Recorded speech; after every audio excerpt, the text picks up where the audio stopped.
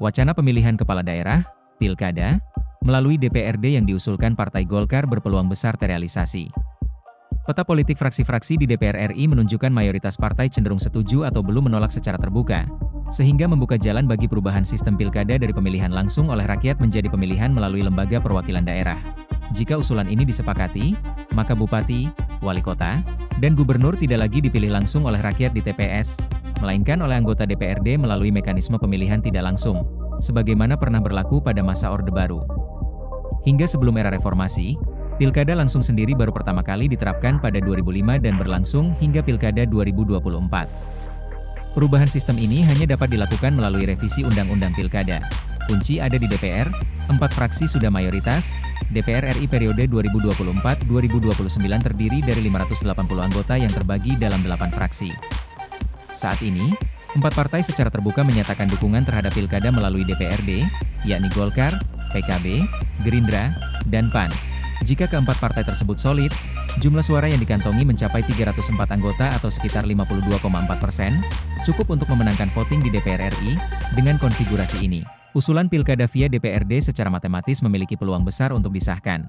Yang menarik, fraksi Nasdem, meski berada di luar pemerintahan, mereka juga menunjukkan sikap terbuka dan cenderung setuju terhadap wacana tersebut.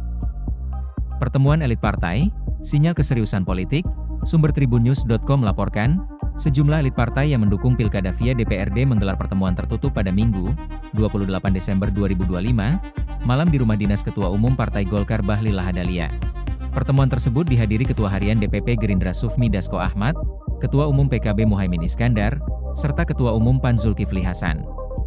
Pertemuan ini dinilai sebagai sinyal kuat bahwa wacana pilkada via DPRD tidak lagi sebatas diskursus, melainkan mulai dimatangkan secara politik. Sikap partai politik, dari dukungan hingga kajian, Golkar secara terbuka menjadi pengusul utama. Partai ini menilai pemilihan kepala daerah melalui DPRD lebih tepat dan pernah disampaikan jauh sebelum pilkada terakhir digelar.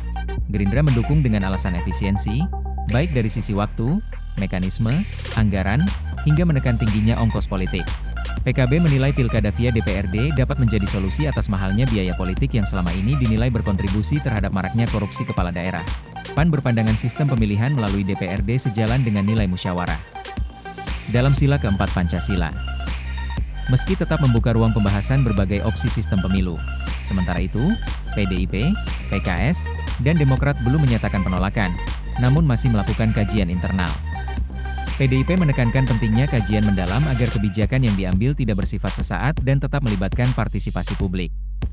PKS dan Demokrat juga menilai seluruh opsi masih terbuka dan keputusan akan diambil secara kolektif melalui fraksi.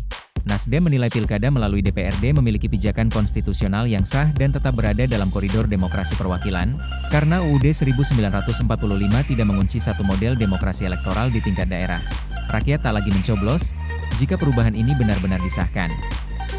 Maka rakyat tidak lagi mencoblos calon kepala daerah di TPS. Peran memilih sepenuhnya akan berada di tangan anggota DPRD sebagai representasi politik rakyat di daerah.